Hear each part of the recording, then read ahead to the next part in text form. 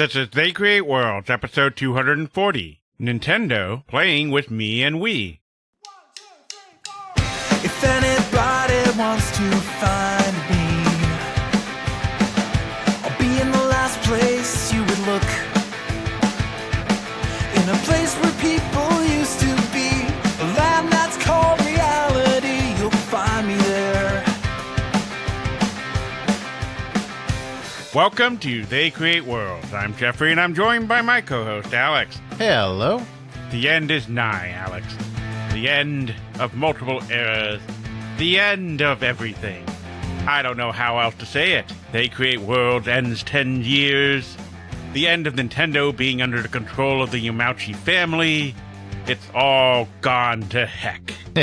That's right. This episode number 240, if you do the math, if you divide 240 divided by 2 and then divided by 12 and then divided by 10, well, basically, you've done a lot of pointless math, but also you've realized that this episode marks 10 years of releasing 2 episodes a month every month without fail since 2015. The official 10-year anniversary, since obviously we didn't start from episode 0, will be our next episode, 241, that launches September 1st.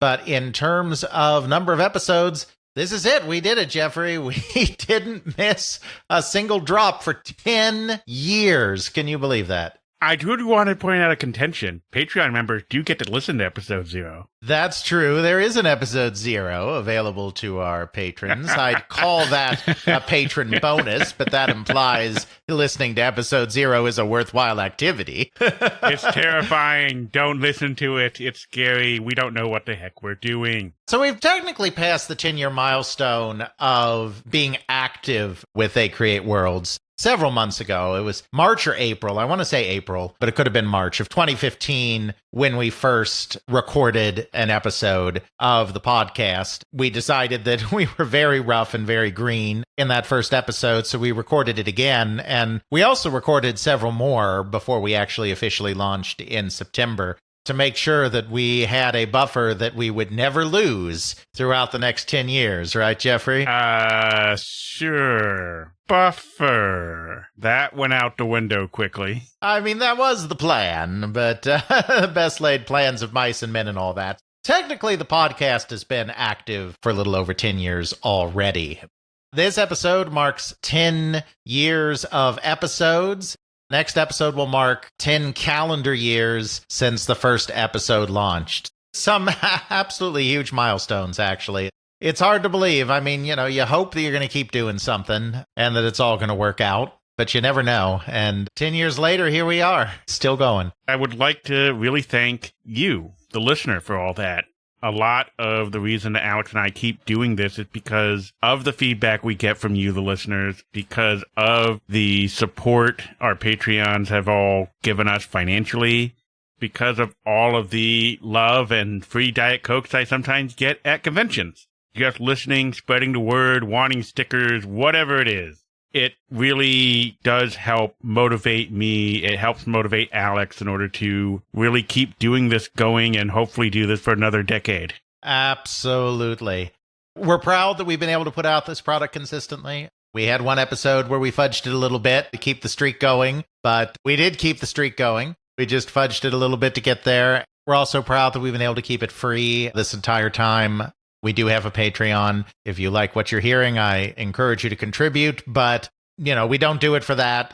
Neither Jeffrey or I have quit our day jobs for this thing. It's not our business. We're not content creators. We just want to spread what I hope is a at least more accurate story of the history of video games than one generally gets from some of the more popular sources out there. Delighted that we've been able to provide hundreds, literally, of hours of free content doing very deep dives on various aspects of the global video game industries. I echo all of Jeffrey's thanks for all of the support and the love over the years, and yeah, let's keep this thing going. Just so you know, September 1st, which is 241, which starts our 11th year, or 10th year, I'm not sure how this works anymore. It starts our 11th year. Starts our 11th year.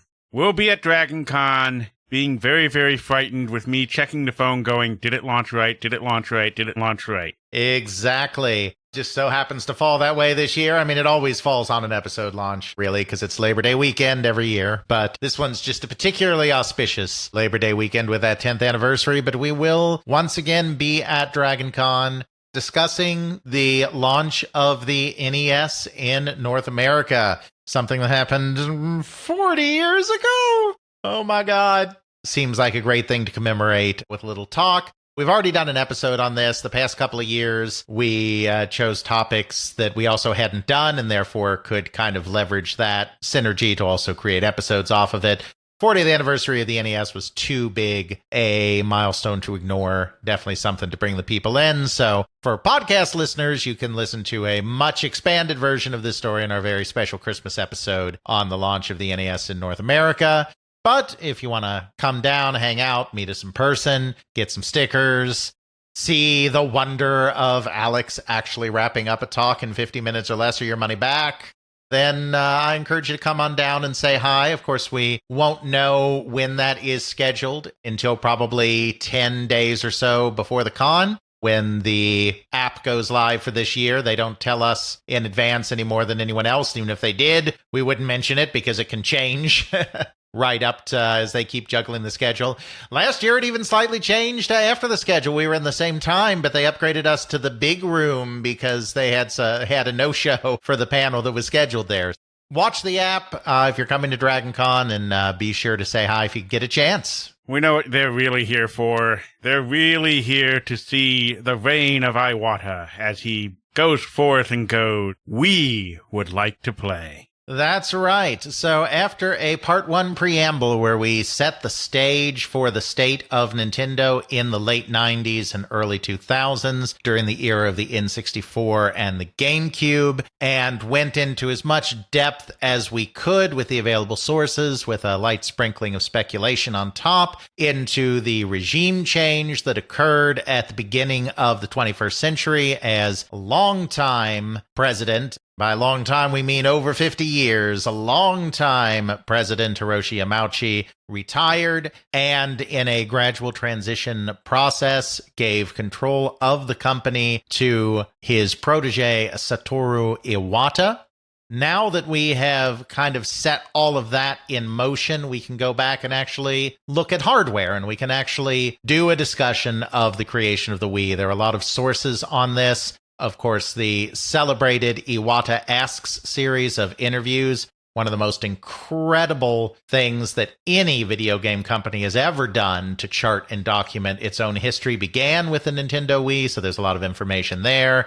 There's the book Nintendo Magic, which was written in Japan and then translated into English, that discussed the success the company had with the Wii. President of Nintendo of America during this time period, the Reginator himself, Reggie Fils-Aime, has written a memoir. So we've got a lot of sources for this, more so than we do for some things in the 20th century.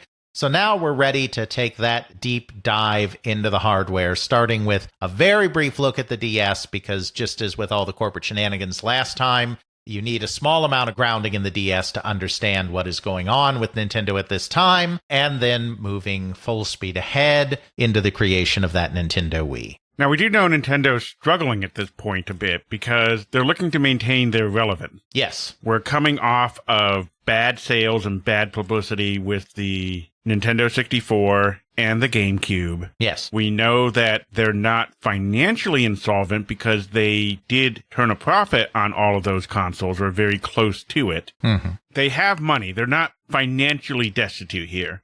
So we're not talking about the 70s where Nintendo almost went bankrupt. We're talking more about how Nintendo just is losing cultural relevance. They identify themselves as a video game company. We are the ones who make experiences with Mario, with Zelda, with Kirby, with whatever. Mm-hmm. We want to maintain that level of control and that level of presentation so that Nintendo continues on into the future. With the focus of Nintendo and a lot of the development on the N64 and the GameCube, they came to realize that is the wrong direction to go. We need to go in a different direction in order to regain console relevance. Our handheld business, while still strong, is seeing people nipping at our heels with this Sony PlayStation handheld the PlayStation Portable, the PSP, it is chomping at the bit to really pull away from the handheld dominance that Nintendo has during this time, because everything during the late 90s, early 2000s is all about handheld for Nintendo. That's really their big seller. Iwata's getting the control here. He's able to see where the fun is in games. He's being entrusted, really, by Yamauchi to take this company I love, take my family legacy. I'm not even giving this to someone in my family. I need you, Iwata, to lead Nintendo into the future, into the year 2000 and beyond, and show that Nintendo really, really can be the dominant force that I know it can be. Absolutely. I could not have put any of that better myself, Jeffrey, which is, of course, why all of that preamble we did in the previous episode was incredibly necessary, because that's exactly right. Yamauchi at this point, based on the few interviews and other sources we have that speak to his thinking in this time period, feels like Nintendo has lost the fun. It's lost its roots. It's been going down a path of greater hardware sophistication that is not working for it. Now, obviously, it's still creating great games in this time period. No one would argue that Mario 64 isn't a great game, that Ocarina of Time isn't a great game. Most people agree the Wind Waker is a great game. It's a little more controversial because of Cartoon Link, but most people would consider Wind Waker to be a classic. Smash Brothers is a classic. Mario Kart titles, 64 and Double Dash. They're still making a lot of classic games. Obviously, the Pokemon series is going very strong on handhelds. He really feels that they're losing track of the fun and the ability to surprise and delight, which is what he sees the core of Nintendo's business throughout all of its toy and video game endeavors has been about surprising and delighting, not necessarily about technology. And he really feels like they're losing that. And he really feels that he needs someone like Iwata to take over the company who understands the concept of surprise and delight, who's very good at thinking of novel game experiences, and then also has the management skills to get the entire company moving in a new direction. Because this is truly a new era for Nintendo. Nintendo was autocratic under Yamauchi, not atypical for a family-run Japanese corporation. That doesn't mean that he was interfering himself as a micromanager in every aspect of the company, far from it. But it did mean that everything eventually flowed towards him, and all of the different disciplines, administration and finance and operations and marketing and product development, hardware and software, were all kind of in their own individual silos. And Yamauchi was the linchpin that brought it all together. He didn't believe in market research. He did not believe in trying to figure out what the public wanted.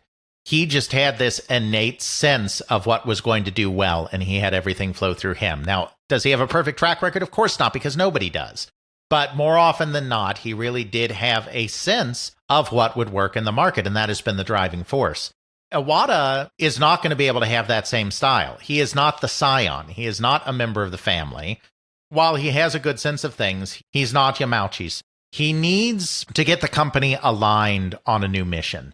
He needs to get departments talking to each other. He needs to open things up more. And that's what a lot of what he's going to be doing in this early period, especially while we're still in a transitional period here where Atsushi Asada, Dr. Calculator from Sharp, see last episode, is for a period of time here serving as the chairman of the company between 2002 and 2005 and still having a lot of input.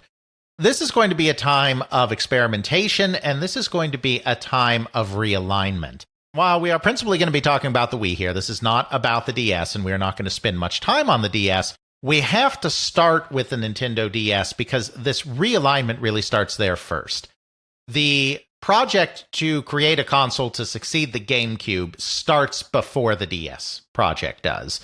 It starts pretty much as soon as the GameCube is released in late 2001.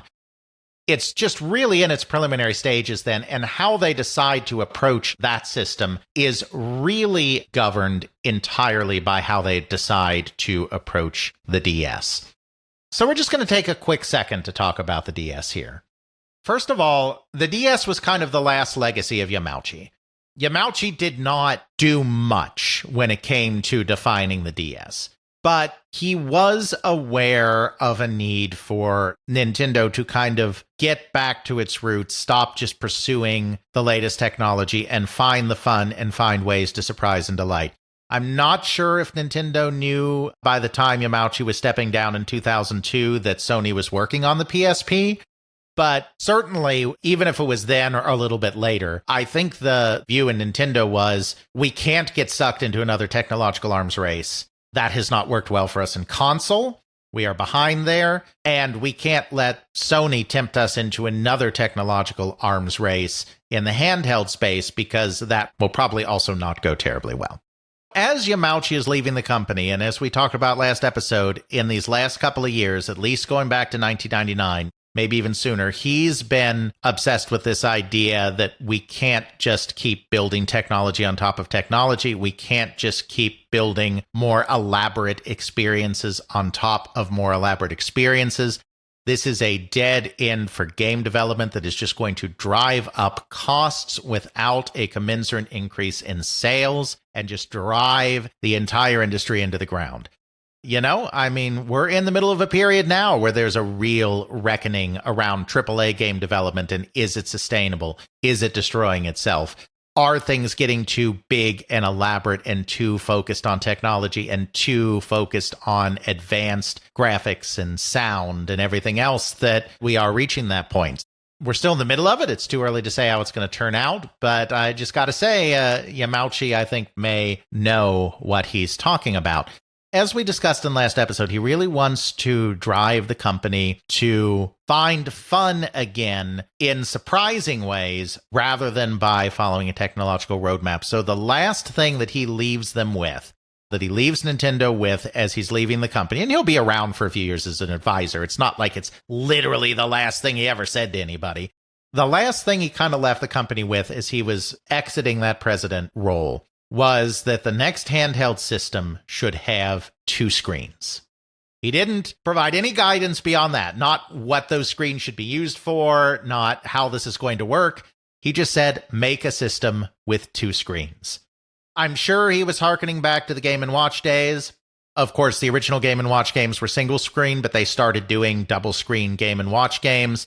Game & Watch was a great example of a time where Nintendo was moving laterally and was finding surprising new ways to use existing technology, in this case, a lot of the technology developed for pocket calculators, and finding a new way to make that fun. So I imagine, we don't have any direct input on this, but I imagine this last call was a way to try to hearken them back to that. Instead of thinking about how you can increase the power of the system again, how you can increase the graphics of the system again, maybe think about how you can create new gameplay experiences by using 2 screens. So this is sometime in 2002 that he imparts this, and they're starting to work on things, and they really don't know what to do with this for the longest time. Until Iwata and Miyamoto, Shigeru Miyamoto, the legendary Nintendo designer who is primarily in software but also has a lot of input on the hardware side. We may recall that his degree was in industrial design, and so he's always thinking about that side of Nintendo experiences as well, not just on the software, comes up with the idea of, why don't we make one of the screens a touch screen? In terms of the influences on this, it seems like he was influenced by PDA, Pocket PC technology, which was kind of coming into vogue in this time period. These were devices that were in some ways fully functional computers. I mean, they're not exactly the same as an x86 or Mac system that might be sitting on your desk, but they ran an OS, they ran software, but they were made to fit in the palm of your hand. They had touch screens, they had styluses. This had been something that the industry had been chasing for a while, the infamous Newton from Apple being an example of that in a prior period, but we were finally getting to the point in the early 2000s that this technology was viable. And in the very brief era before smartphones kind of completely changed the game on what it meant to have a portable computing device with you, in this period, the personal digital assistant, pocket PC, whatever you want to call it, was having a moment in the sun and was having some traction because touchscreens were good enough, styluses were good enough, not that it takes much to have a good stylus, and you could get enough processing power in a small package to make this believable. he thought, why not a touchscreen? Because the problem they had with two screens is, how do you do gameplay across two screens? The answer is, most of the time you really can't. I mean, not that you can't occasionally come up with a game that takes advantage of two screens, but it's kind of hard to be dividing your action between things that are going on in two different places. Two screens as a starting point was just kind of weird, because it's like, that's not a great way for the player to engage with a game. But if you change it where one of those screens is primarily an interface of some kind, and the other one of those screens is primarily a viewing screen, then you've got a two-screen system that's going to work out. That's kind of how they reached that decision with the DS. And we're not going to go into the total development of the DS. I really do want to keep this brief on the DS. But there are a couple of things that come out of this that are very important to their future design. First of all, is the discovery that having the stylus and the touchscreen creates an interface that a lot more people are comfortable with. Obviously, it still has a traditional D-pad, it still has traditional buttons, and many games use all of those things. But there are some games that also can be entirely or primarily controlled by that stylus and that touchscreen. They find that this as an interface is something that a wider array of people can really use. We kind of hit on this a little bit in the last episode, but one of the trends that they are seeing is that there is a decline, at least in Japan, in the playing of video games. Not just Nintendo systems, though Nintendo's acutely hit by it, but in video games. And what they were finding with that is that the school children that traditionally played these games don't have nearly as much time as they used to, especially as they get older. So people are aging out of video games faster. They are losing a chunk of their traditional core audience without expanding their audience in other places. Now, that isn't to say that, that some people aren't continuing to play video games even in Japan after a certain age. Less common in Japan to keep playing into your college years and adult years and whatnot, because of the idea that you're supposed to be doing serious work activities now, not fooling around, but not unheard of. But the thing is, that audience is going other places. It's going to the PlayStation 2. In the United States, with the real hardcore gamers, it's going to the Xbox. Even as parts of the general gaming population are aging a little bit, you're getting more people in their 20s or their 30s playing video games. Nintendo is not capturing that demographic. The GameCube was seen as a toy. It was this tiny box in bright colors. It had a really nice controller design, but the way the buttons were big and colorful almost made it like something you would see on some 3-year-old's toy, where you press the fun buttons and it makes the fun noises. Even in the games, Wind Waker is a great game, but deciding to go with a cel-shaded animation for Link and for that world instead of the more realistic depictions that were in Ocarina of Time for a given value of realism with the technology available at that time, of course, and in some of the early trailers that had been shown for what a real-looking Link could be in the early days of the GameCube, just further enhanced this idea that this is a toy. The handheld market is being driven by Pokemon. Pokemon is actually an incredibly deep game in its mechanics, but Pokemon is for children. That is the perception.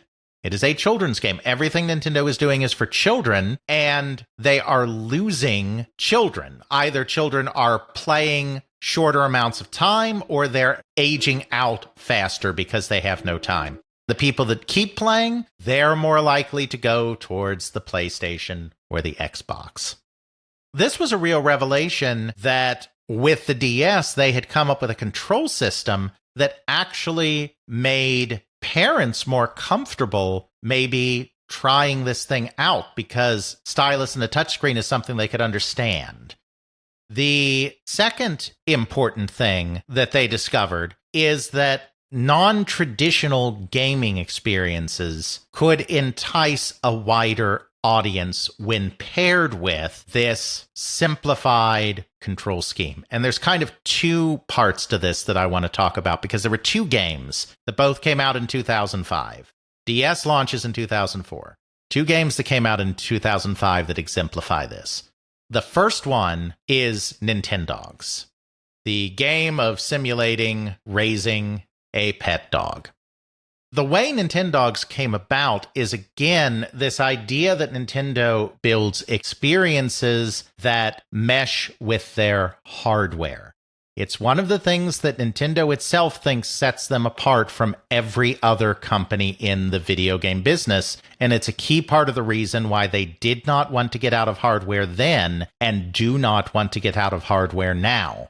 It's also why in many generations, Nintendo has marched to the beat of its own drum and has often been innovative. Even in generations where they weren't as successful, like the N64, they still innovated with their analog stick, which became a standard across everybody's experiences. They create hardware with bespoke capabilities that no one else is necessarily thinking about, and then they create software that takes advantage of that hardware.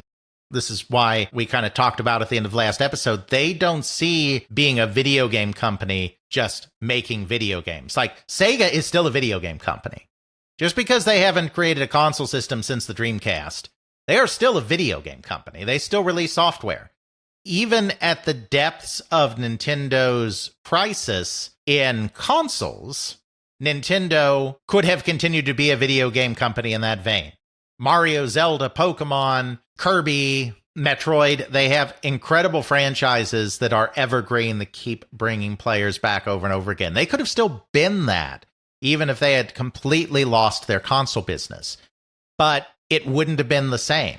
They would not have been Nintendo in the way that they themselves identified them as Nintendo, because the merger of hardware and software to create an experience, that is what Nintendo thinks of as its identity.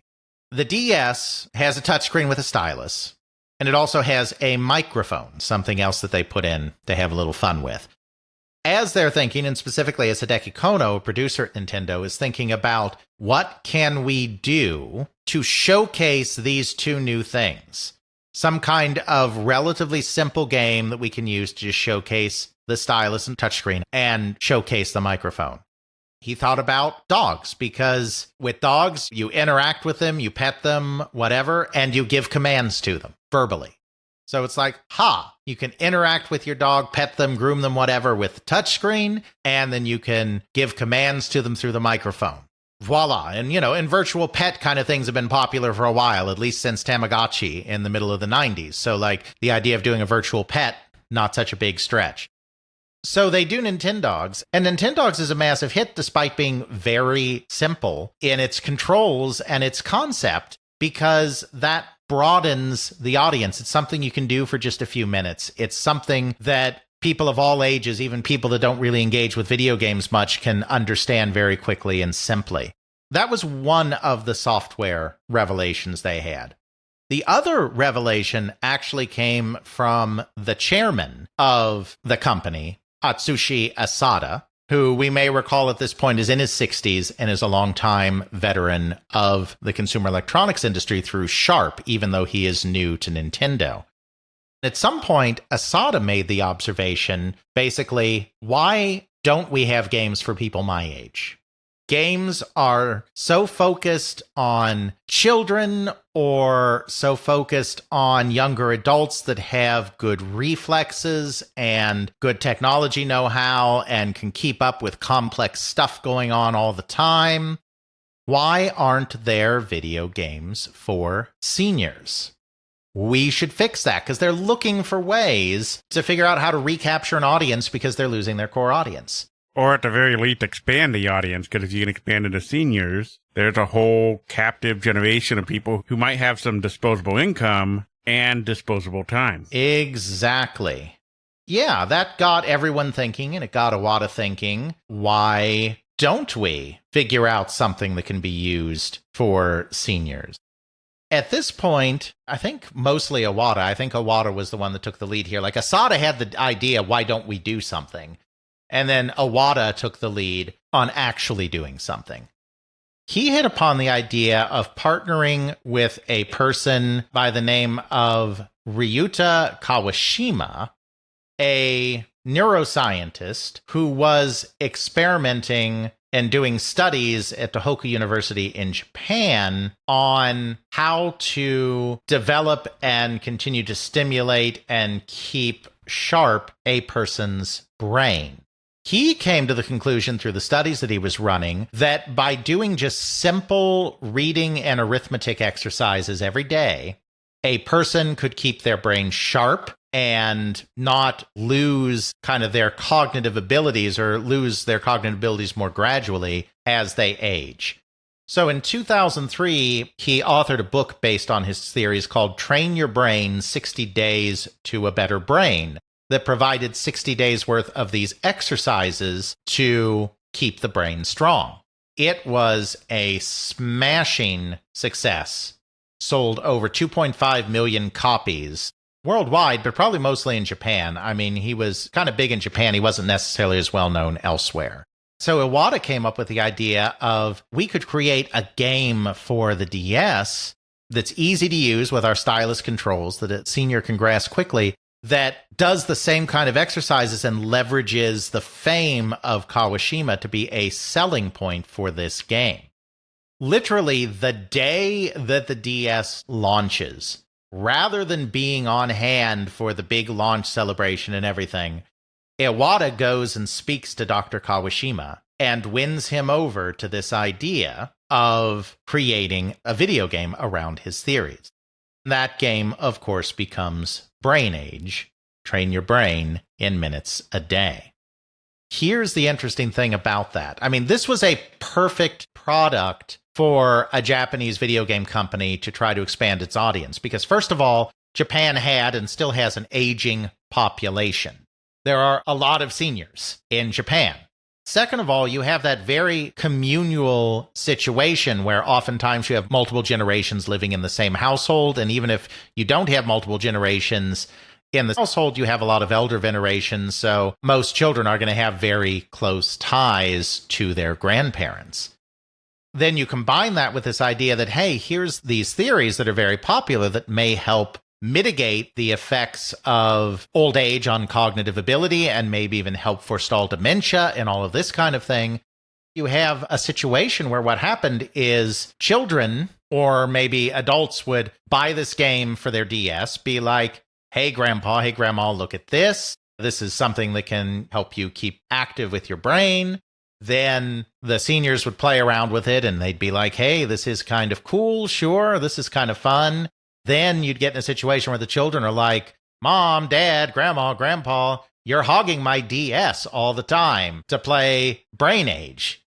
I don't want that. And so what they found is that not only did Brain Age sell more as time went on, instead of having an initial set of sales and then those sales slowing, like the typical video game, they discovered that the sales of the game just kept growing and growing over time as more people learned about this. But then they also discovered that because of this situation where you're trying to share the system now, it was actually spurring new sales of the hardware because mom and dad or grandma and grandpa may start playing it on their kids' system, but then they get hooked on it and the kid doesn't want them using their system all the time, so they have to buy their own system. The DS kind of stumbled a little bit out of the gate when it launched in 2004. It sold okay, but it wasn't selling great. But after Nintendogs, and especially after Brain Age, even more than Nintendogs came out, sales started really taking off and never looked back. The lessons that Nintendo had about this is basically if you create something with a simple interface and then create something with broad appeal for more people than just children or dedicated video game players, you can create a much bigger audience than you can right now just trying to chase the same audience that Sony is chasing, the same audience that Microsoft is chasing. This informs the development of the Wii so much, and it's really not until 2004, after the DS, that Wii development really takes off in earnest and starts getting much closer to the system that would finally be released in 2006. Though they were working on it the whole time. They started working on it in 2001. It's not like it was only the DS, but the DS was a big part of it. And that's all we have to say about the DS. We don't have to say anything more about that. It's not a DS episode, but we need that context once again, just like we needed that corporate shenanigans context to show where Nintendo is going in this period. What I would observe from all that is the development of the DS really changed the direction that the Wii went into once they saw the success of Brain Age and Nintendogs, and how they could just do what Nintendo does best, is beat its own drum and appeal to the mass market in a way that pretty much no other company does. Absolutely. Now we'll get back to the development of the Wii itself, and there are a few different areas we need to talk about there. We need to talk a little bit about hardware, we need to talk a little bit about software, and obviously, we need to talk about that controller, the Wiimote. We're going to kind of take all of these subjects a little bit in turn, even if there's a little bit of overlap. To start with, one of the things that Satoru Iwata felt very strongly about, and one of the things that Hiroshi Yamauchi felt very strongly about, and we read quotes from both of them in our last episode that show that they were both really thinking about this, is that we cannot just keep building bigger, more powerful, more capable systems and expect to A, have a sustainable video game market, and B, keep up with what Sony is doing with the PlayStation, because Sony is now the first name in video games. They have had 2 successive consoles that have sold over 100 million units. No other console had sold 100 million units before. They are the mainstream video game system, and trying to compete with them is futile, especially with Microsoft also nipping at their heels. The typical way that game console development goes, the typical way that any technology development goes, is they essentially follow, especially at this time, Moore's Law. Moore's Law says that things double in capability every 18 months, which means that you get about a 10-fold increase in capability over the course of 5 years. That's what all of the companies are looking at when they think about what are we going to do next. They have a tech roadmap. They're looking at where processors are going to go, where memory is going to go, where graphics technology is going to go. And they're thinking about it very much in terms of the way power increases through Moore's Law and other similar mechanisms that have been reliable predictors of the direction technology is going to take. That's what Nintendo has done. That's what Nintendo did between the N64 and the GameCube. Iwata says, we can't win this fight. He tells Genyo Takeda, the head of hardware development, who was the lead designer on the N64 and the GameCube, that we cannot do this anymore. We have to get off the tech roadmap. That's the term that they use in the Iwata Ass interviews and other places. That's their term. We have to get off the tech roadmap, and we have to find a different way to entice consumers. So they choose to focus on the other aspect of Moore's Law, because there's really 2 parts to Moore's Law, and it's not like the other part's a secret or anything, but there are really 2 parts to Moore's Law. One is that technology doubles in capability every 18 months. The other is that current technology will shrink and you can do the same amount of things in 18 months for about half the technology. Stuff gets smaller, stuff gets cheaper, stuff gets less power hungry, but can do the same thing.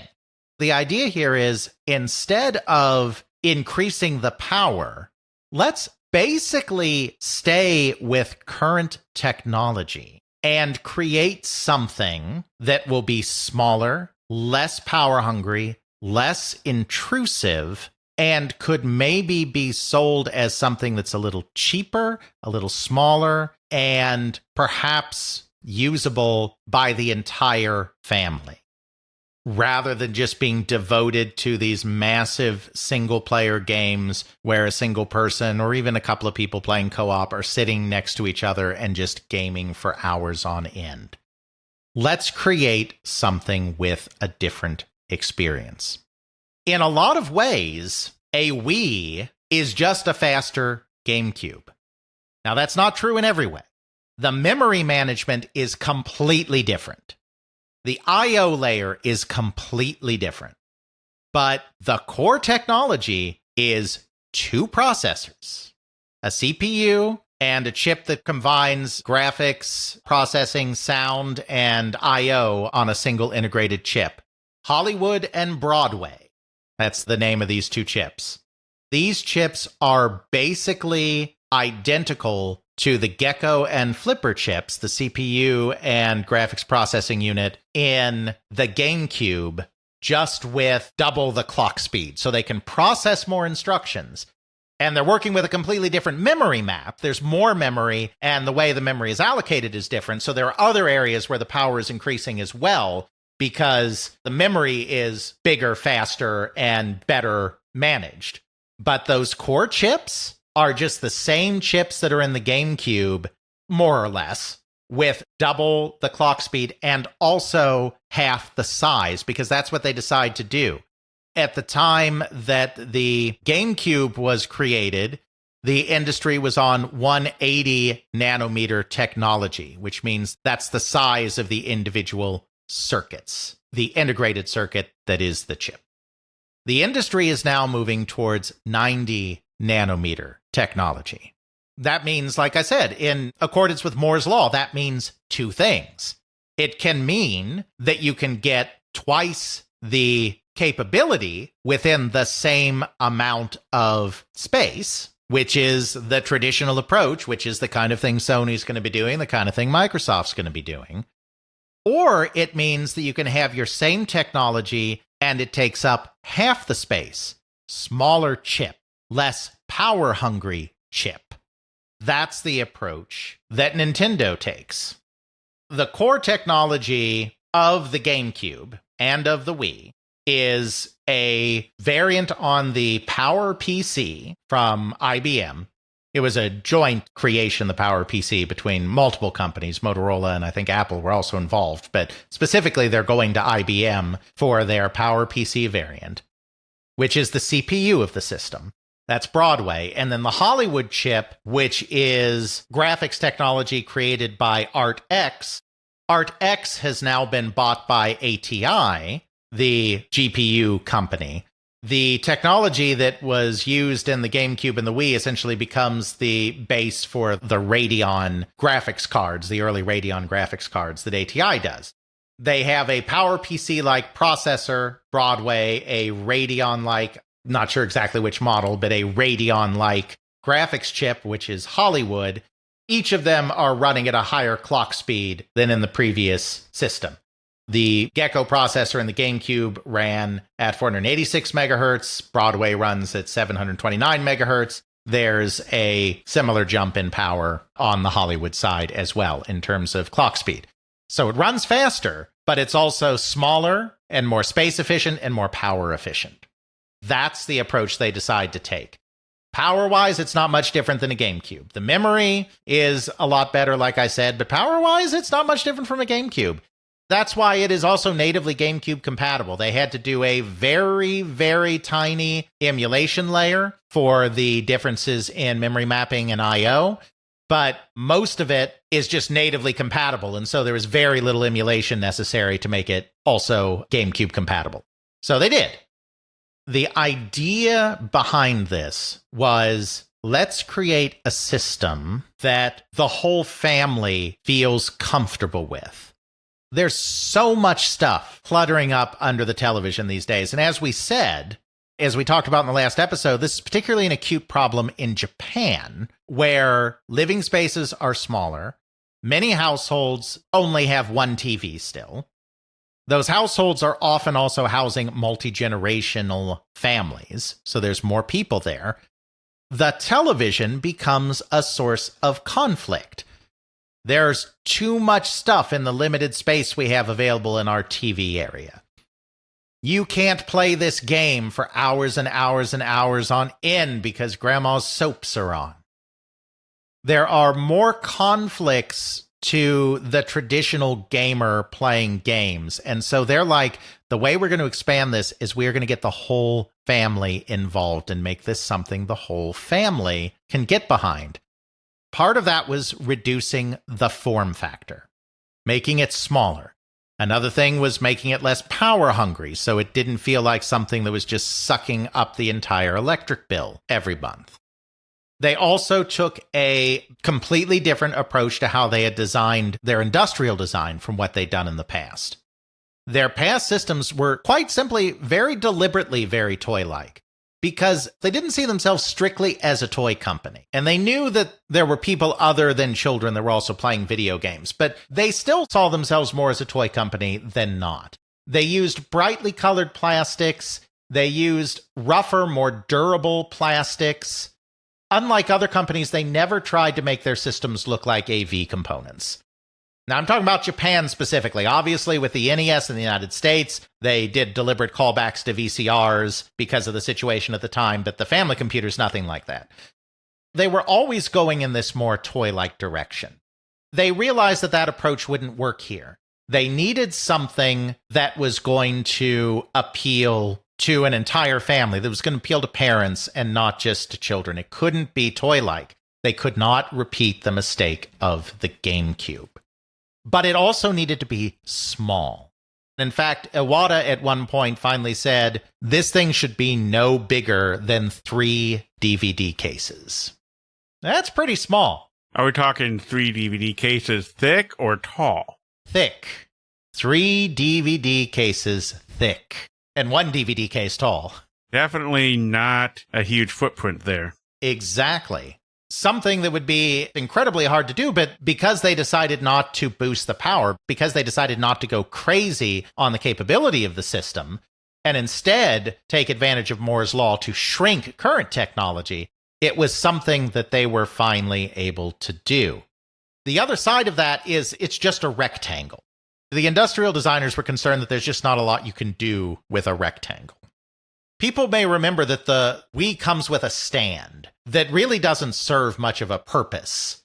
It's not strictly necessary to make the system work, is what I mean by this. It's not needed for stability. It's not needed for ventilation. It's not needed because they packed additional circuitry or functionality into that stand. It is literally just a plastic stand. But the industrial designers, and in a departure from past systems, there were actually multiple industrial designers. Instead of having one person design the console, there was one main industrial designer and brought in a bunch of younger industrial designers to kind of help out with it. As they were coming through it, they decided that they needed the stand because it presented a different profile. A rectangle was a boring shape.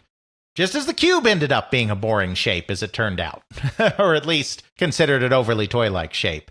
They didn't want to just have a rectangle, but they needed to keep the form factor that would make the console unobtrusive and make it small. They needed to keep that kind of 3 DVD thickness thing. And so what are they to do to make it interesting? They designed it with glossier, sleeker-looking plastic. They designed it to look more like a consumer electronic than a toy, in a departure from past practice. But a rectangle's boring, so then they put a stand on it because that allowed it to present a different profile. That's really all the stand is there for. It was all about making it something acceptable to an audience that really didn't typically go for video games because they wanted this to be something for the whole family. So that's how we got the kind of hardware specifications of the Wii. That's how we got the form factor of the Wii. Let's have something that can sit pretty unobtrusively next to the TV, doesn't take up a lot of space, isn't going to cause anyone to pitch a fit because there's too much junk in the house, make it less toy-like and therefore more acceptable aesthetically to a broader audience. A lot of that also ties into how they designed the hookups for that system. You really only have 3 cables, very simple cables, shaped distinct, so it's not easy to mix them up. They're keyed so that it's very easy to put them in the correct way. You don't have to worry about flipping upside down. I'm sure everyone who's tried to plug in a USB device has gone into that nightmare of what 4-dimensional monstrosity is this thing. If you try to put it in, it doesn't work. You flip it over, it doesn't work. You flip it over again, it doesn't work. You flip it over again, it works. What 4-dimensional nightmare is this thing? While the Wii, everything is keyed properly. you can very easily have the wires unobtrusively go behind the TV, back down to outlets or whatever it needs to hook into. It has a very simple hookup for video and sound, very simple hookup for the IR generator. Arguably, you could get away with the IR sensor and put 2 candles there. Indeed. Then you have power. That's it. Combine that with the Wii Remote. Okay, we don't have to have some long cable going from the console to the people playing it. It's a wireless controller. They put a few AA batteries. We're very familiar with doing a couple of batteries for a remote control. That's why they use the term Wiimote, Remote, Wiimote. Absolutely. It's all about making it acceptable, making it easy, making it unobtrusive, making it a natural part of the living room, especially in Japanese households where you have a premium of space. Couldn't have put it better. That's a great segue into the second part of this, which is the Wiimote, and the idea that if this is going to be a system for families, we are going to need to have intuitive controls that everybody feels comfortable using. Iwata, and I'm sure other people at the company, had a thesis that controls for video games had gotten too complicated for the average person, the non-gamer. If we use the NES as the starting point, obviously there were video game systems before the NES, but I think it's fair to say that the progenitor of all modern controller design is the NES controller. You started with a D-pad, 2 principal action buttons, and then 2 additional buttons, basically to start or pause games and to access menus. A, B, start, select, D-pad. Super simple. Easy for anyone, basically, to understand. Then you went to 4 buttons, 3 or 4 buttons. Mega Drive had 3 buttons initially, later a 6-button controller. Then you had 4 buttons, and you had a couple of shoulder buttons. Then you went into 3 dimensions, and you needed to have camera controls, and you needed to have an analog stick. Then, oh, by the way, why don't we add another set of shoulder buttons just because we can? Suddenly you have these multi-buttoned, multi-stick monstrosities with all of these different inputs. And if you grew up with it like we did from the beginning, or if you're a child coming into the middle of it, children learn things quickly, pick up things quickly, not a problem. If you're an adult and you've never had much experience with this, or maybe you played an NES as a child and then never picked up a video game again, it's starting to get a little more complicated.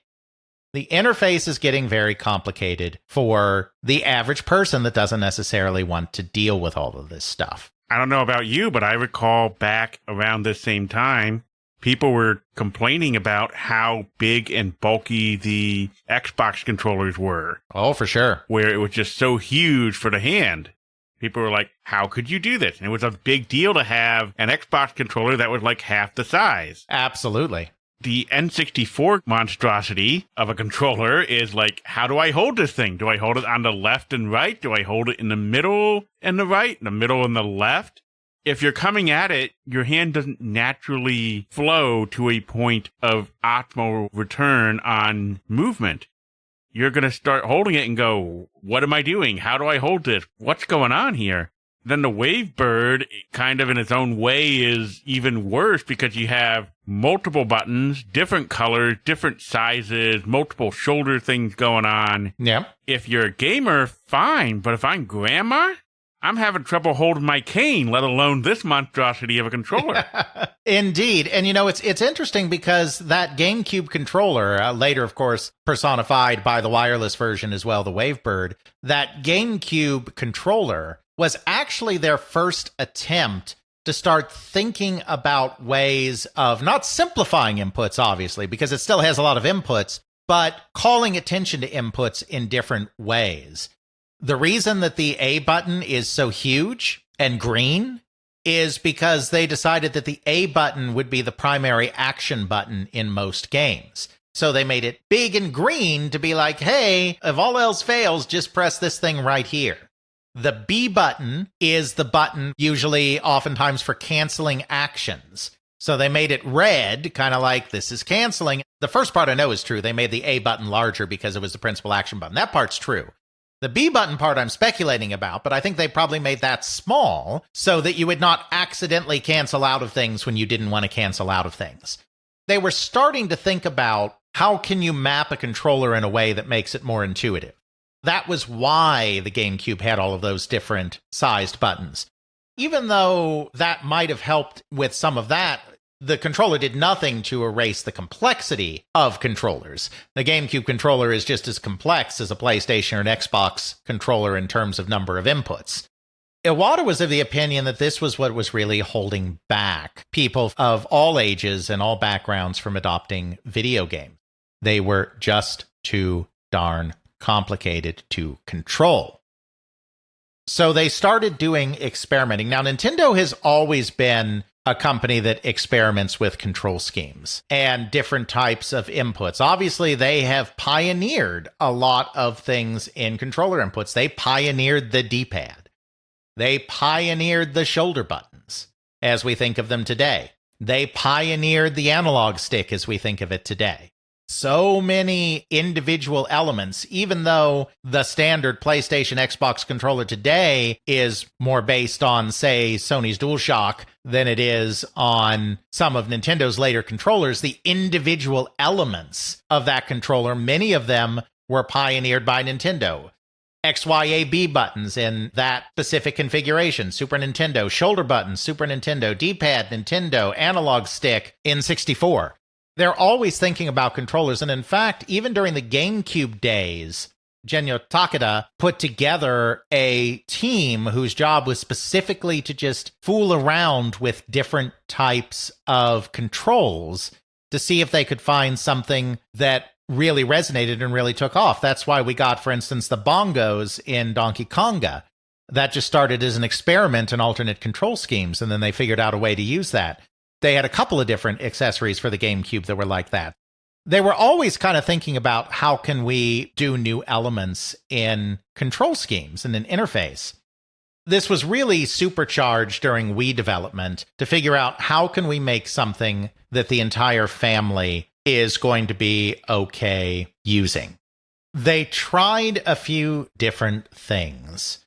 They did experiments over a long period of time, and once they came up with the touchscreen and stylus for the DS, a lot of their explorations went in that direction. At first, they were still mostly looking at two-handed control schemes. I mean, they tried a lot of things, but at first they were mostly still looking at two-handed control schemes, but they wanted to include a simpler control of some kind that would create an intuitive interface on the screen. Takeda was a great fan of pointer interfaces. Your mouse on your computer is a pointer interface, or like a laser pointer pointing at a projector screen, is a pointer interface. He was interested in those kinds of interfaces. They were looking at ways to kind of do a pointer, and kind of guided by the DS, they were thinking of touchpads. They were thinking of something that you could use in the middle of the controller that would allow you to move something around the screen. They finally, in 2004, late 2004, hit on a couple of things that kind of finally broke through independently. They were trying to solve the problem of having a good pointer interface, and they were trying to solve the problem of it being simple enough. They started thinking about maybe there would be a way to do a one-handed controller, like a rod-shaped controller might be the way to go for simplicity. The problem is, it's not that nobody had ever thought of doing a one-handed controller before. It's just the problem is, how do you pack enough functionality into a one-handed controller that you can do everything you need to do with one hand? They were having problems with that because even as they were trying to come up with a pointer interface, you kind of needed one hand to do the pointer stuff and one hand to hold the controller or steady the controller. Just think about doing a touchpad one-handed on your laptop. Doing a touchpad one-handed on your laptop can be incredibly annoying and frustrating, and you don't have to hold the thing. You just have to glide your hand over it. A controller you need to be able to hold, and you also need to be able to manipulate, and they were really having trouble figuring out how you can do all of that with one hand. So they kind of liked the idea of going back to the idea of a rod, because that's the shape that fits very comfortably in the hand. It's a shape that's very familiar from TV remotes, which are also rods. They liked that idea, but they couldn't figure out how do we combine that with a simple interface that can truly be used with one hand. It just so happens that thankfully they had the technology, the exact technology sitting around that they needed to do that because they had invested in a company back in 2001 called Gyration. This is the other interesting part of the story of the development of the Wii, because not only did Nintendo almost not have an opportunity to get this technology, but both Sony and Microsoft passed on it before it came to Nintendo.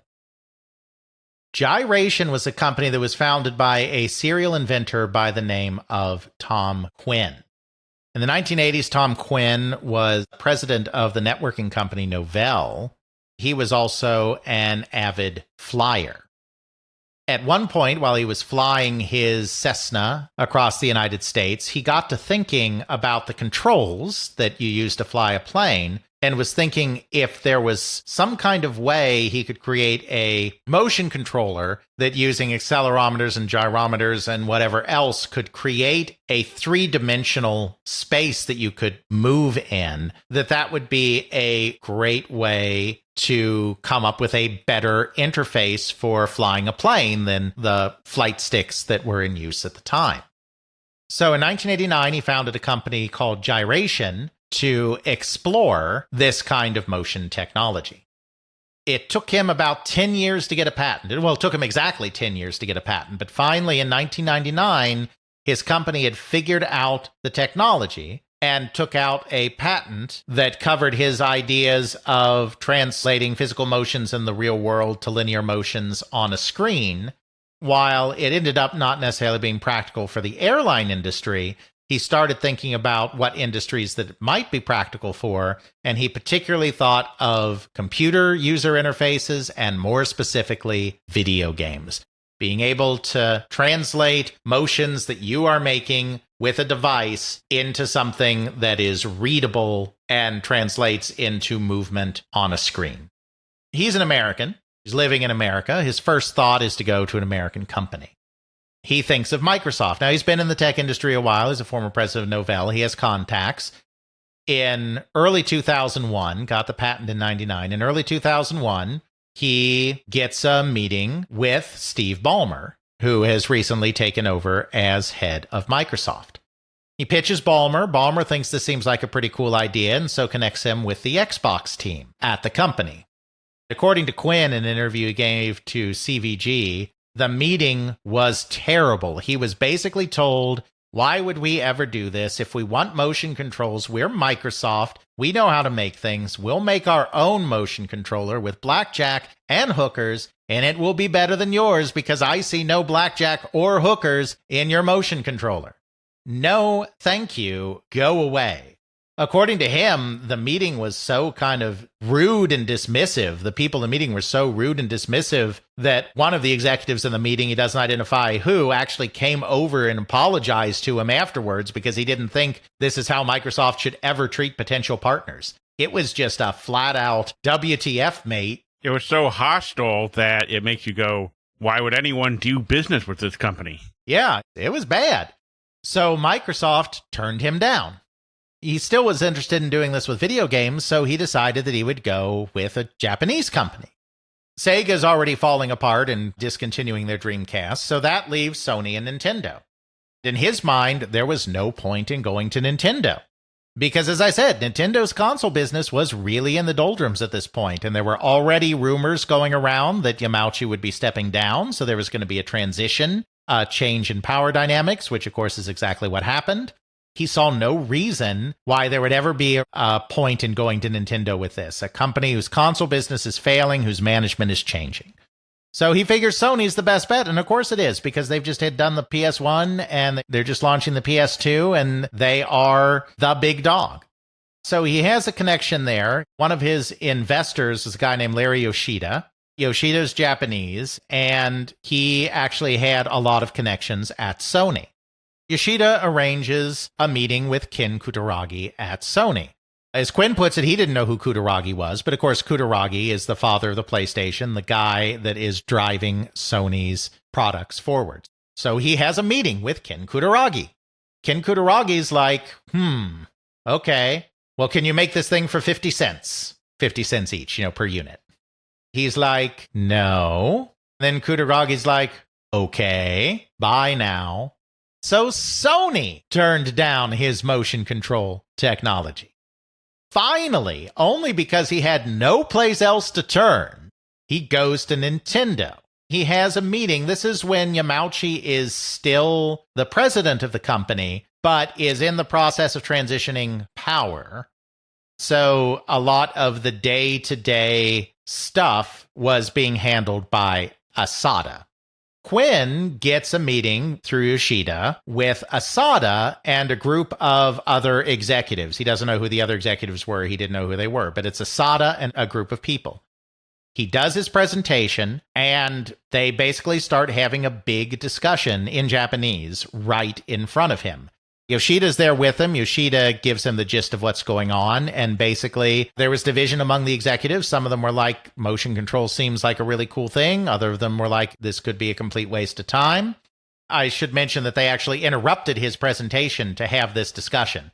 They didn't wait for him to finish. Asada interrupted him and said, can I speak with my people for a moment? So they have this discussion right in front of him.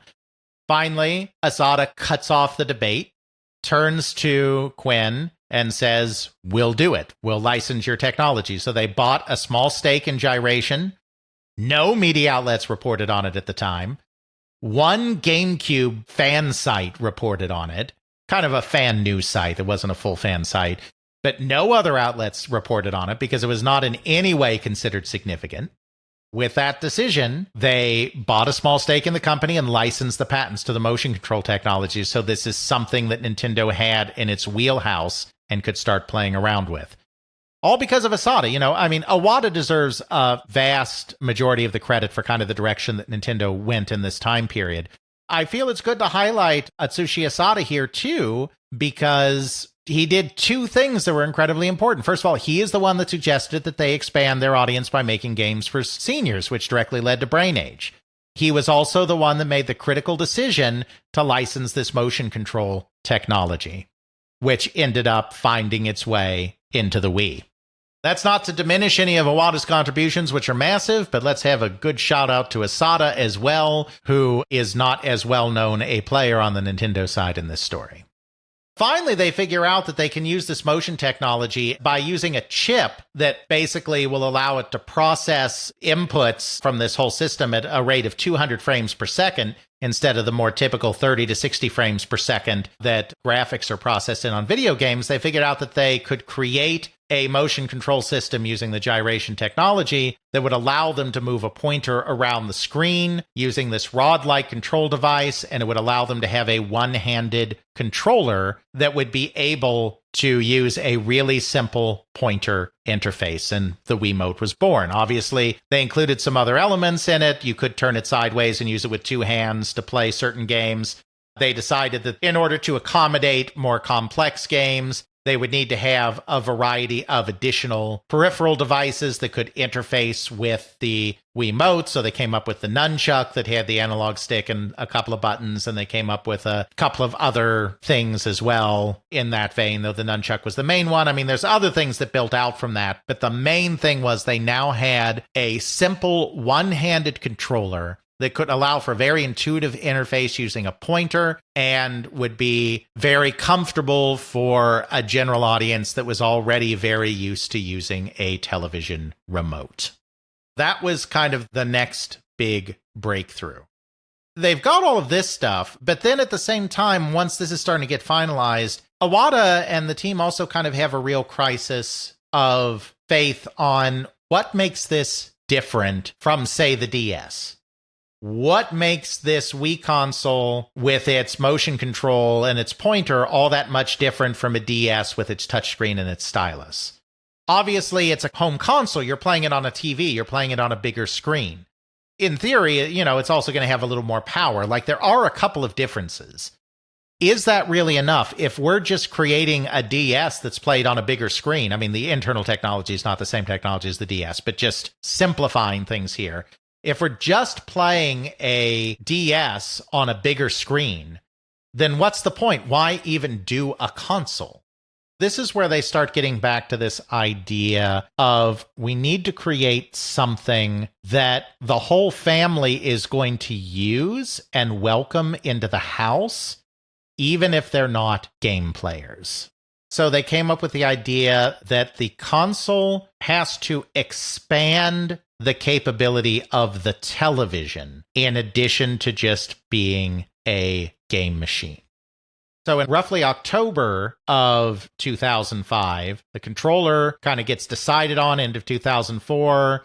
It gets into its more or less final shape in early 2005. And then in October 2005, he brings together a special team of interface and OS designers, people already in Nintendo, puts them together in a team to think about other functionality that the system could have. Sort of like that whole channel system that they do with the Wii, where you had each thing is its own channel. You have a web browser in there. You have the Nintendo shop at an early form. You have some fun things that are built in with no game having to be inserted. Right. You can create the little Miis if you want to.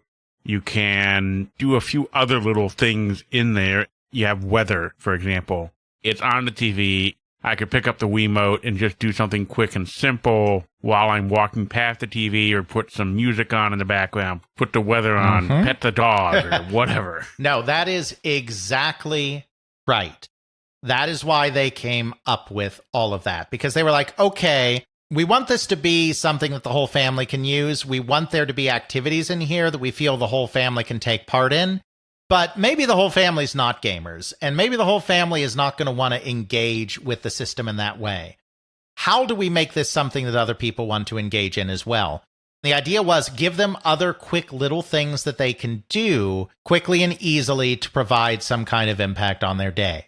We have to remember that this is still pre-smartphone. We have to remember that this is in the very early days of broadband. Broadband is a thing, but it's the very early days of broadband. People do not necessarily have always connected devices in their home to quickly check on things. Yeah, you can power up your computer and get it hooked up to the internet, but you're maybe going through a process for that. Yeah, you may have a flip phone, and if you manipulate it enough, you may be able to get some kind of weather forecast or do some kind of browsing, but it's very cumbersome. Phones have not become our primary means of getting quick hits of information yet, because the smartphone is still in the future. The idea is, let's create a console. We're already going to have internet connectivity in it. We know that. Let's create a console that's always on. Like, it may be sleeping, but like the power is always on, even if it's in standby. It's always on. It's always able to pull some quick little bits of data from the internet, and it's always available to check on something. Get a quick weather report. Get a quick look at the latest headlines.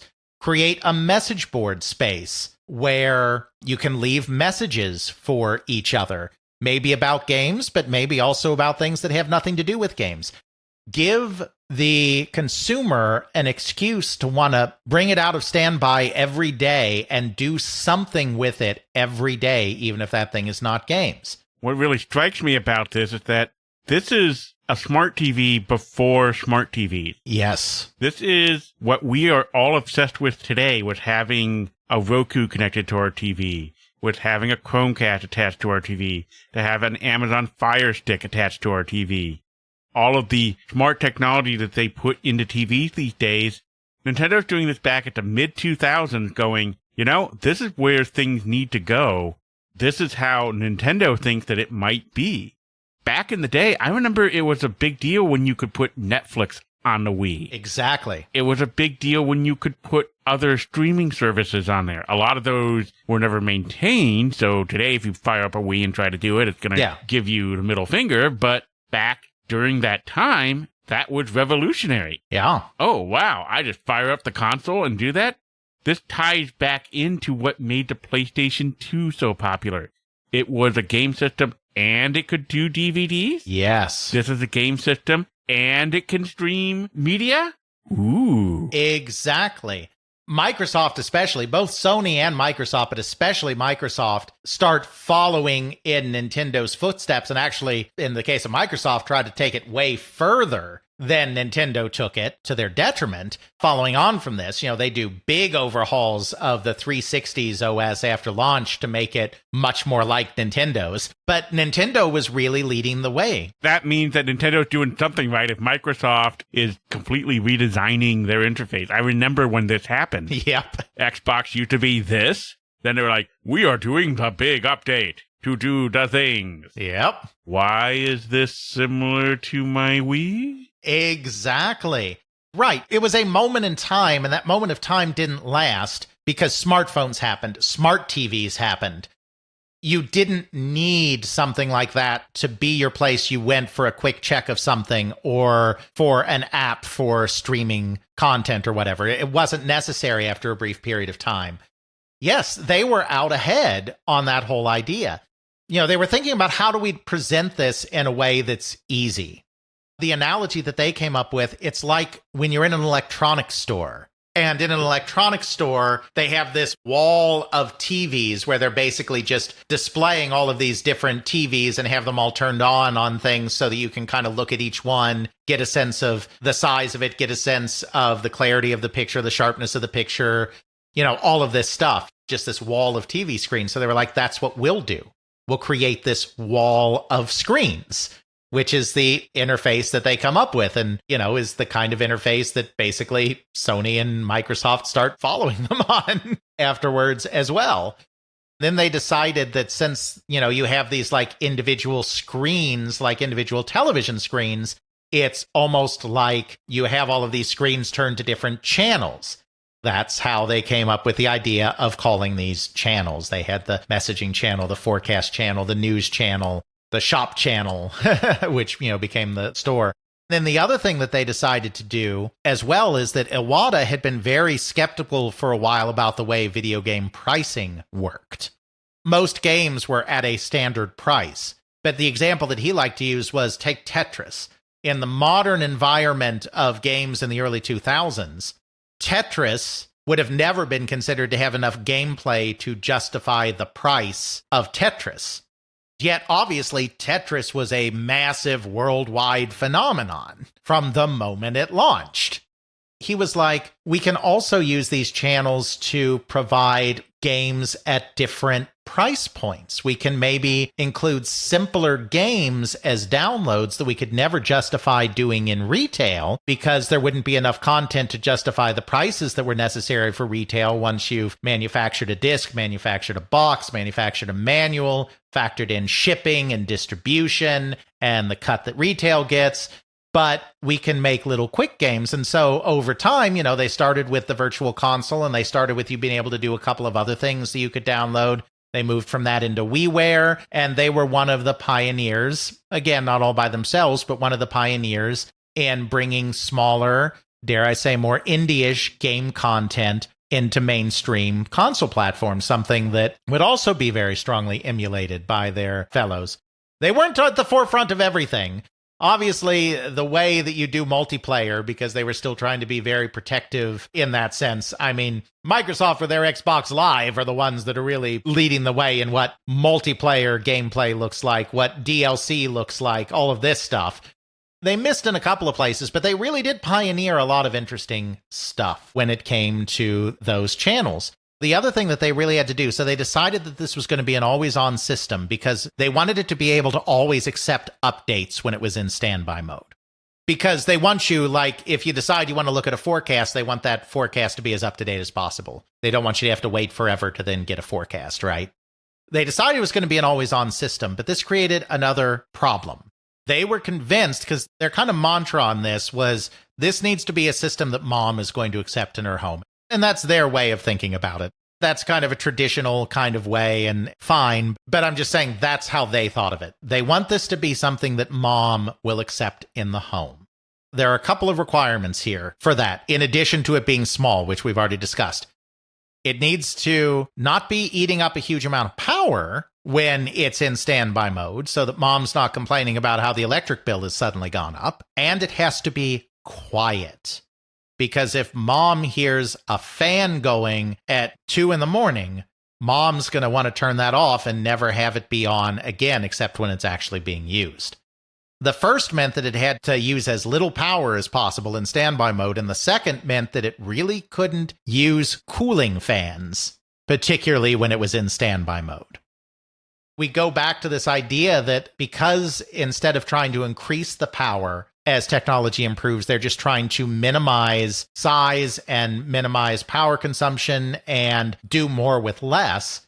They figured out a way to get that thing to be really low power and in standby mode to be generating so little heat that no fans were needed to keep that thing cool. I think I saw that in standby mode, not necessarily in the main mode, but in standby mode, it's using the amount of power that is the equivalent to powering like 3 Christmas tree lights. Not 3 strands of Christmas tree lights, 3 Christmas tree lights. Incandescent or LED? It would have been incandescent at the time, I think, just because of the time that we're talking about. But yes, that is a good point, because LED is even less power hungry. So we're talking really small fractions of power here, because incandescent, even though it's not efficient with Christmas tree lights, but we're talking some pretty decently small levels of power here, because all we really need to do is maintain the OS, maintain the clock. It doesn't have to display anything. Periodically poke the internet every 15 minutes or so, download something when it engages the Wi-Fi card, and then download whatever it needs to download to update things before the Wi-Fi card gets hot enough that we need the fan. And then if it does get hot enough, we're just going to cut that off and try in our next cycle. Exactly. This was all in support of making sure that this was a system that would be fully accepted into the home, that would be fully accepted as an always-on system, because obviously now just about every electronic that we have is always on in some way, shape, or form, always in some kind of standby mode. But that was not the norm back then. Video game consoles, you turned them on, you played them. When you were done playing them, you turned them off. You didn't put them in standby, you didn't put them to sleep, you turned them off. This was a new paradigm, and they wanted to make sure that it would be accepted, so they made it as low power as possible and as quiet as possible. They're really doing some pioneering things here. It's little infrastructure things, but they really are pioneering, and obviously some of the stuff they're doing, Sony and Microsoft are on a parallel track, so they're doing some of the same concepts, but Nintendo in many of those areas is being a leader here and is doing it more effectively. The kind of final thing, we've kind of talked about the system itself, the hardware of the system, the form factor of the system, the software of the system, and the controller of the system. The final thing that we kind of need here is we need some kind of software that is going to illustrate why this all works well. It needs to be something simple. It needs to be something fun. It needs to be something intuitive using the least amount of the interface. They know that they're going to be taking the GameCube Zelda game that they had been working on, Twilight Princess, and they're going to also make that into a Wii game. So they're going to have a AAA game that whatever their hardcore gamer base that's left is going to be really excited about. But they need something that is going to be just highlighting the ease of use, the way the whole family can gather around it and just have a good, quick time, not sinking dozens of hours into a game with a complicated control interface. I do know that all of us as a family like to play sports. Yeah. What better way than playing little small sports with the entire family? We'll include Mom, Pa, little Johnny, little Susie, Grandpa and Grandma, and we're going to play some casual bowling or tennis, or firing some little tanks thing, winning our little fight. Indeed. The way this actually came about is, obviously, they're making all of these different controller designs, because like I said, it took them a while to settle on that Wiimote design. The entire time that they are working on these various different controllers, there's a team of people being led by Nintendo veteran Katsuya Eguchi, the creator of the Animal Crossing series, as well as the director of the original Star Fox and a level designer on Super Mario World. He's a veteran going way back. He's worked on other games as well, but those are some of the big ones. They have a team under Katsuya Iguchi that are doing a bunch of tests on these various controllers, just making really little simple experiences designed to get their heads around the controller designs and figure out what's working, what's not working, etc. As part of that work, members of his team come up with some small little games that are just designed to test out the system. They're not thinking about making them into anything. One of those was a tennis game. One of those was a baseball game. And another one was a golf putting game, just golf putting. And these are just different ways of testing out these controls. As they're starting to think about, what games are we going to make for the system, the team comes to the kind of conclusion, these things are really fun. We could combine these. They're all too short and simple to just release on their own, but we could do something with these. And they have others as well. Besides these, they have like a fishing game, and they have a couple of other little things. Finally, it's Miyamoto that brings some order to this and is like, let's create some bundles here. We're going to divide things into like 3 basic categories. Sports, just fun family games, and fitness. We're going to create these 3 buckets here. We're going to classify some of these mini games that we've made into these buckets, and we'll release games that are compilations within these buckets. And of course, over time, that becomes Wii Sports, Wii Play, and Wii Fit. Though they obviously don't release all at once. They focus on the sports stuff to launch with the console. So they have the tennis and the baseball games. Those are really fun. They have a golf putting game, and it's a relatively simple matter to flesh that out into a full golf game. So they have 3 sports. 3 sports seems kind of okay, but they have one problem with that, which is that one of those sports is baseball. For me, getting baseball involved ain't any kind of problem, because I'm a big baseball fan. Baseball's popular in America to some degree. Baseball's very popular in Japan. But in Europe, baseball isn't much of a thing. They realize that if those are the 3 games, that really in Europe, it's going to be 2 games, because most people aren't going to be interested in the baseball game. They decide they need to create one more game to create a set of 4. They start on 2 additional products, bowling and boxing, with the idea that they're going to test both of these out, and whichever one is better, works better, is more polished or whatever, that's the one that we will include as our 4th game. They decide that both of them are really good, so they decide, fine, we'll include both of them. That's how we get the final compilation, Wii Sports, tennis, baseball, bowling, golf, and boxing. Now, the other thing about it that is going on is they're trying to figure out what the characters should be in these games, because the idea of these motion controllers is that they are immersing the players in the game. It's almost like the players are part of the game rather than controlling an avatar who's part of the game. Some of their early experiments, they had like Mario in some of these games or other characters in some of these games, and that didn't feel right to them. So they came up with the idea of, we need some kind of very simple avatar that places the player directly in the game. That's why they came up with the concept of the Mii, which is based on kind of a specific type of Japanese wooden doll. This is something that Miyamoto had kicking around in his head for a while, and had tried various ways of putting players in the game in past projects, including Talon Studio, which was a Japanese exclusive for the 64 disk drive, N64 disk drive, and some other things. He had even had the idea of maybe these types of dolls, which are specifically called Kokeshi, cylindrical wooden dolls with very simple features, very Japanese. He had had some idea of doing some of this stuff previously, which also informed their decision, but it was really for Wii Sports that they fully formed this Mii concept, because they wanted the player to feel like they were actually doing the game and not an avatar of the player doing the game. Once they had the Miis, though, everyone thought that they were so delightful that they shouldn't just contain them in Wii Sports. They should be used in other ways as well. So that's when they came up with the idea of the Mii channel, added to all those other channels we talked about before, like Forecast and News and Shop and all of that. They just thought they were cute, an interesting way to make people feel more connected with what's going on in their system, so they're too good to just keep in Wii Sports. There you go. You have all of the components now. You have the base unit that's fairly small, unobtrusive, power efficient, heat efficient. You have a controller that is relatively simple to use in its base form, the Wiimote. Obviously, you can get more complex with the nunchuck, whatever else. But the Wiimote, a very simple interface based on this gyration technology. We have this idea of expanding beyond just playing games to have other activities that you might do for a few minutes on the system. And the idea of you can have games where the whole family gathers around for a quick session of something that's very intuitive, like Wii Sports. Put it all together, and quite simply, you have a phenomenon. They really did manage to do what they were hoping to do.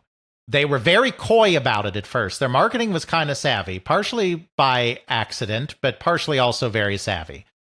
They first talked about it at the very famous E3 2004, which was the public debut of the new executive vice president of sales and marketing of Nintendo of America, Reggie Fils-Aime, who came on stage with the very famous introduction.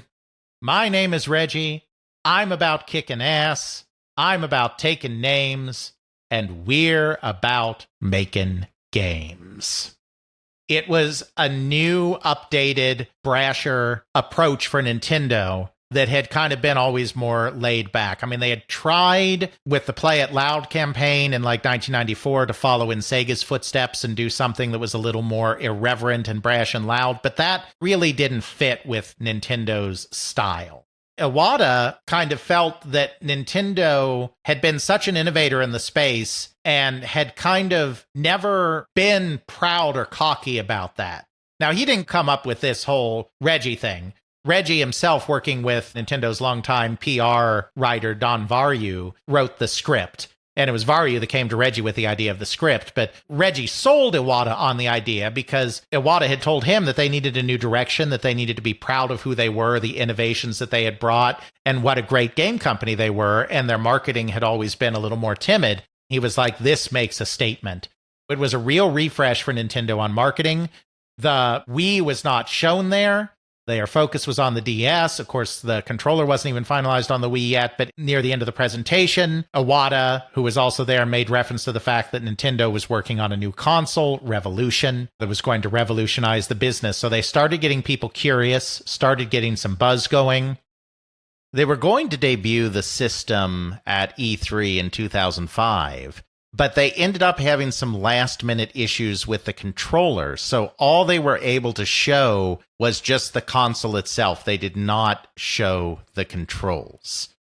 Coming up on Tokyo Game Show, Iwata was going to be giving a keynote address again, as well as Microsoft. So both Nintendo and Microsoft were going to be giving keynotes at the event. At the last moment, after they had gotten pre-approval for their materials and everything, Iwata decided that this would be the perfect moment to debut the controller that was going to make the revolution revolutionary. He actually got on stage for his keynote and did a personal demo of the Wiimote in action. Wasn't called the Wiimote yet because they hadn't quite called the console the Wii yet, but the Wiimote in action and those motion controls. This built incredibly huge hype around the system because this was something that was never seen before, and it got people really speculating, how is this going to work?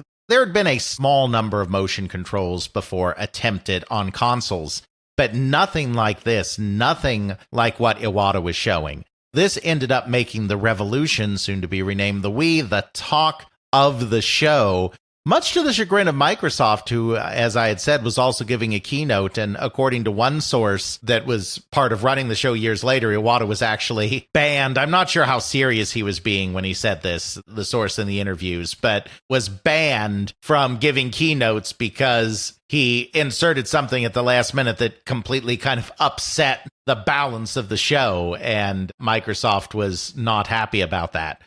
That announcement really got people's curiosity piqued.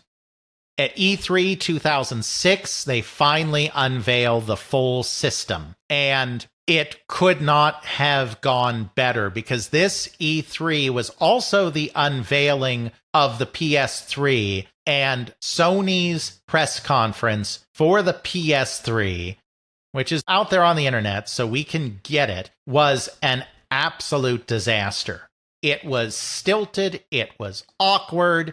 It has the famous meme of Kaz Hirai saying, Ridge Racer. Remember that one? Which became a meme as a kind of symbol of cringy conferences. And then worst of all was the price, because this was where Sony announced the price of the PS3. We may recall that Sony very famously took the very first E3 in 1995 by storm by having Steve Race go up on stage in the middle of Olaf Olafsson's presentation and just say one word, $299. That set the convention on fire because everyone assumed that it was going to be a $400 console like Sega's, and they were coming in $100 cheaper. This time, the word that was uttered, obviously not by Steve Race, was $599. $600 PS3. Yeah, that's going to put a lot of people off. Far above. The PlayStation 2, when it launched at a price of $300. Double the price of the PS3 at launch. And yeah, there's a little bit of inflation in 5 years, but not that much. Not in those 5 years, at least. So, yeah. Nintendo comes out and says, our system's going to be $250. And it's going to have these cool new motion controls. And we've got a Zelda game at launch. And it's going to be an adult, manly, non-cartoony Link, just like you all wanted. So they have something for the casual people, something for the hardcore people. They have a good price. That's with a bundled game, as it turns out as well, which Reggie had to fight for. There were no bundled games for it in Japan. He had to fight to get it bundled in the United States, but he made the very cogent argument that they're doing something new and unprecedented, so they need to put something into everybody's hands right away that will allow them to see what an experience this is, and he won that fight. They completely dominated that year's E3 2006. One of the other memes, in addition to Ridge Racer, of that show is the flood of people on the last day of the show that when the doors opened, ran past the Sony booth so that they could go see the Wii. Because you see, the last day of E3 is a little weird. E3 was an industry event. You had to basically be press or retail to get a badge to get in. It was a 3-day show, and most of the press people and retailers really could see all of they needed to see in the first 2 days of the show. Members of the public knew this too, and so they would often give or sell or whatever they did their badges to members of the public on the final day to get in the show. So oftentimes on the third day of the show, there would actually be fans there, even though it was not a general public convention because of that process. So on that last day of the show, all of this tide of people just ran in and went straight past the Sony booth to the Nintendo booth to play the Wii. Long story short, it launched later in the year. It launched in the US first, another thing that Reggie argued for, which is something that they had never done before the DS. He also argued for it for the DS.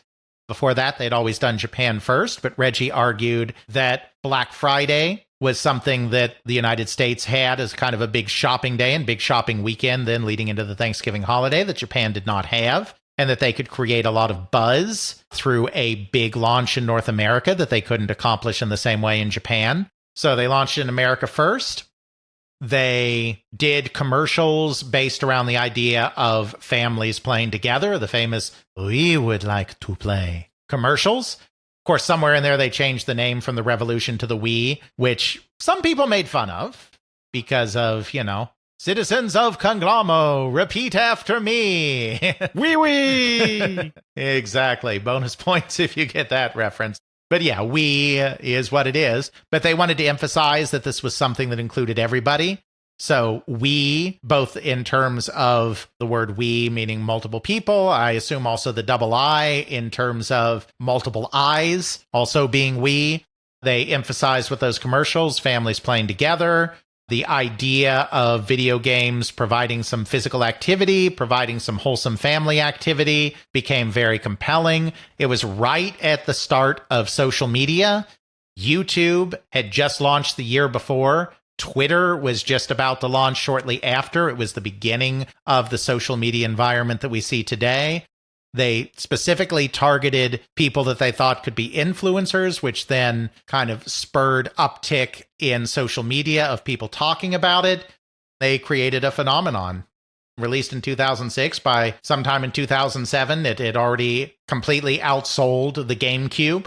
The lifetime sales of the GameCube were eclipsed in less than a year.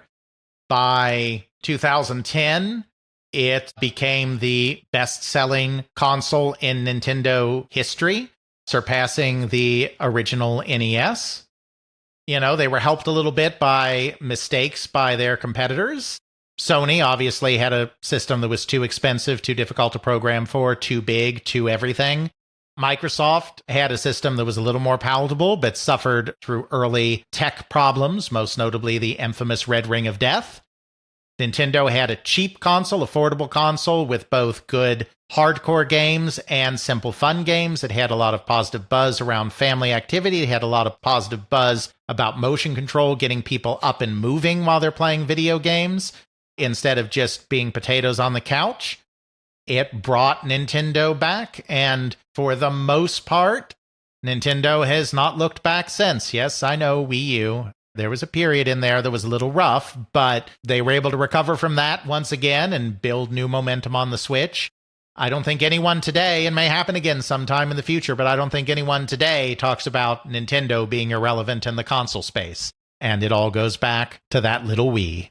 It was kind of weird for me with the Wii. My parents were more excited about it than I was. That was really kind of surprising to me. It's just sort of like I was more focused on computer gaming at the time, so I wasn't really thinking of consoles and stuff. Yeah, I knew the Wii existed or was coming out soon. And I was just like, whatever. I skipped the GameCube. I'm not really super enthused. With my parents, it was just, look, it can do this, it can do that, it has these fun games. Don't you want this for your birthday kind of thing going on? Lo and behold, I ended up getting one for my birthday that year, either 2006 or 2007. It was crazy. My parents even got one for themselves. They got Rock Band to go with it. They wanted to get games that everyone could play together. They got Mario Party for it. They got other just sort of throw it up, do the game thing. It was really an interesting time for about 2 to 3 years there, where the Wii became the central focus point for people that I wouldn't think would be into games. I mean, even as a child, I tried to get my parents to play games with me, but they just never clicked with them. And then to have them be the proponents of a whole new console, that was just like, who are you and what have you done with the people who have raised me? And you know, that part of it, of course, did end up being a fad. At the end of the day, the Wii did not succeed long-term in bringing huge numbers of new people into video gaming that actually stuck with video gaming. But in the moment, I mean, it was incredible. You know, there were stories about how senior centers were buying it because the motions for playing things like Wii Sports were so simple and intuitive that seniors could make them, and it allowed them to get a little activity. There were articles about rehabilitation centers getting Wiis because, again, you know, it was a way to get a little motion in people's lives that was not too intensive, and so it was a good thing for people that were starting rehabilitation. I remember my girlfriend at the time worked for an events company. I remember, because I went with her because we were going someplace else afterwards, I went with her during the setup. They were doing a setup for a party for some teenagers. But like, you know, it was like a birthday party or something like that was being put on by some really rich parents. So they had a tent and they had all sorts of catering and all this fancy stuff. But one of the things that they insisted on having that the events company had to get was multiple Wiis, because they wanted Wii stations set up at this party. It's like, you don't get, you know, even if you have friends that are gamers or whatever, you don't set up PlayStation stations, but they were setting up Wii stations at this party. It's like, for a moment in time, it just... Yeah, it's like 2 to 5 years there was just this, Wii was the fad. It was the thing. Yep. Just really crazy to think just how much Nintendo hit gold there. Exactly. It ultimately sold over 100 million units. It was far and away the best-selling console of its generation. It was so far out in front that Sony and Microsoft basically pretended that the Wii was something completely different and we don't even compete with them because they're going for the casual gamer and we're going for the hardcore gamer. Because that was the only way that they could make their numbers look good, because Nintendo was just leaving them in the dust. It solidified that renewed place for Nintendo, and even though they had some bumps in the road with their next console, the Wii U, it still paved the way for the Switch and all of that. And the Nintendo that is still a force today. They did not lose their cultural relevance. The Wii helped them get it back. Well, Alex, it's been nice knowing you. It's been 10 years here.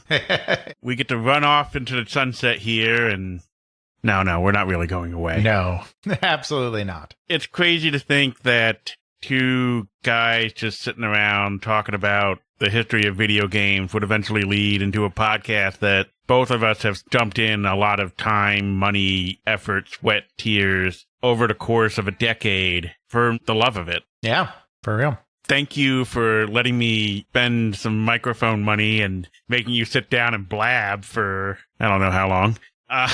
Yeah, well, let's see here. Raw recording says 2 hours and 10 minutes. Indeed. It'll cut down in post, but yeah, absolutely. And I said this many times to you. I say this anytime I'm a guest on someone else's podcast. This podcast would not exist without you. I love video game history. I'm passionate about video game history. I like talking about video game history. This whole thing started because I was telling you stories about things I was uncovering in my research. You were like, I think this is interesting. Maybe other people will find it interesting too. I'll be the first to admit, I do not have the discipline to sit down week after week, month after month, year after year, pretty soon here, decade after decade, and edit a podcast to completion. I could have sat down and learned it and done some of that kind of research, but I would have never stuck with it. Twice a month, every month, 10 years, I would have never stuck with it. Thank you, Jeffrey, for not only finding my stories interesting and wanting to listen to my stories, but having the interest and the perseverance and the dedication to put out an incredibly quality product from an audio perspective every 15 days or so, because it would not happen without you here. We would both like to thank all of you out there in the audience. Thank you so much for listening to us, downloading us, sharing with other people, doing what you do to spread the word, to engage with us, to just be a silent partner. It really means a lot when we see that an episode does well on both downloads and YouTube. It really makes us think and consider whenever we get an email, whenever we get a comment on YouTube, wherever else I can find comments. I periodically do little searches around for, does the podcast even get mentioned anywhere else on the internet? Occasionally I do find some of those out there. Podcasts I never even heard of mention us, or websites I've never even heard of, or forums I've never even heard of mention us, and that really means that we're getting out there. I'll admit, a decade of us just putting this out there, we are not marketers. We do not know how to do that. Sure. We are bad at marketing. All of the growth is brought by you, the listener, listening, coming back and saying, hey, these guys have a different perspective that isn't just two guys reminiscing about something. They actually bring something to the table here. I enjoy this. I think you should enjoy this. Again, thank you so much for downloading. Thank you so much for listening. Thank you so much for reaching out to us. I know I'm sometimes crap about responding to certain things on emails and stuff, but still, thank you. Thank you, thank you, thank you. Absolutely. I really have nothing to add there. I couldn't have said it better myself. In our next decade of They Create Worlds, we will start off with 10 years of something, which is what? Yeah, so we're not really celebrating this milestone in any kind of big way. I mean, it's a huge milestone, but we've just kind of traditionally been celebrating milestones of like hundreds of episodes. We did a 100-episode celebration. We did a 200-episode celebration. The 200-episode celebration was not that long ago in the grand scheme of things. So we're not doing an extravaganza. We're not doing anything super out of the ordinary. But we did think it would be kind of fun, since this was our first 10 years, that when we start our second decade, we would look back at 10 years of something, just as we're reflecting on the first 10 years of our podcast. There aren't a lot of topics that lend itself to that in video game history, and some of them we've already kind of covered that would have lended itself to that. It's not a particularly special topic. But it is a first 10 years, with special thanks to Ethan Johnson, friend of the show, who helped me come up with this. We're going to do the first 10 years of European video games, particularly consoles. Because Europe often gets short shrift. I don't know that we have all the sources for all of the countries of Europe in perfectly great order yet, because, of course, it's really the European markets, not the European market. It's an area that we haven't covered as much. It's an area where we've unearthed some interesting things, some of which have come up in other episodes, some of which have not. It's just a way to do a kind of decade-long reflection that dovetails with the theme of us celebrating 10 years. All right, the first 10 years of European consoles. Next time at DragonCon, when it drops on They Create Worlds. Check out our show notes at podcast.theycreateworlds.com, where we have links to some of the things that we discussed in this and other episodes. You can check out Alex's video game history blog at videogamehistorian.wordpress.com. Alex's book, They Create Worlds, the story of the people and companies that shaped the video game industry, Volume 1, can now be ordered through CRC Press and at major online retailers. Feel free to email us at feedback@theycreateworlds.com. Please consider supporting us on Patreon at patreon.com/theycreateworlds. If you do sign up, please do so through the website and not through the iOS app. This saves you from the 30% Apple markup. We understand that you may not be able to financially support us, but you can still support us by leaving a review on Apple Podcasts, Spotify, or the podcasting service that you use. We now have the podcast available on YouTube. Please like and subscribe. Intro music is Airplane Mode by Josh Woodward, found at joshwoodward.com/song/airplane mode, used under the Creative Commons Attribution License. Outro music is Bacterial Love by Roll Music, found at freemusicarchive.org, used under a Creative Commons Attribution License. Now I have to drive all the way to DragonCon. Oh no. Oh yeah!